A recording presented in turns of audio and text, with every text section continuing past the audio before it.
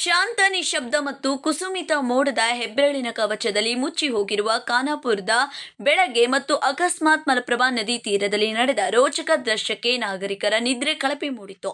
ಶುಕ್ರವಾರ 9 ಜನವರಿ 2026ರಂದು ಬೆಳಗ್ಗೆ 6:30ರಿಂದ 7 ಗಂಟೆಗೆ ಸುಮಾರಿಗೆ ಮಲಪ್ರಭಾ ನದಿಯ ಮಡಿಯಲ್ಲಿ ಅಪರೂಪದ ನೀರುನಾಯಿ ಸ್ವತಃ ಮುಕ್ತವಾಗಿ ನಡೆಯುತ್ತಿರುವುದು ಗಮನಕ್ಕೆ ಬಂತು.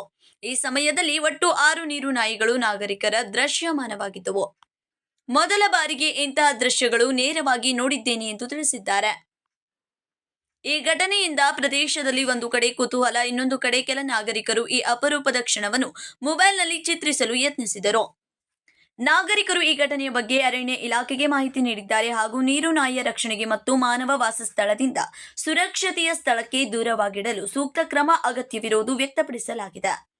ಖಾನಾಪುರದ ಇತಿಹಾಸದಲ್ಲಿ ದಾಖಲಾಗಿರುವಂತಹ ಈ ಘಟನೆ ಮಲಪ್ರಭಾ ನದಿ ನಿಸರ್ಗದ ರಹಸ್ಯ ಮತ್ತು ಸೌಂದರ್ಯವನ್ನು ಮತ್ತೊಮ್ಮೆ ಸಾಕ್ಷಿಯಾಗಿ ನೀಡುತ್ತಿದೆ.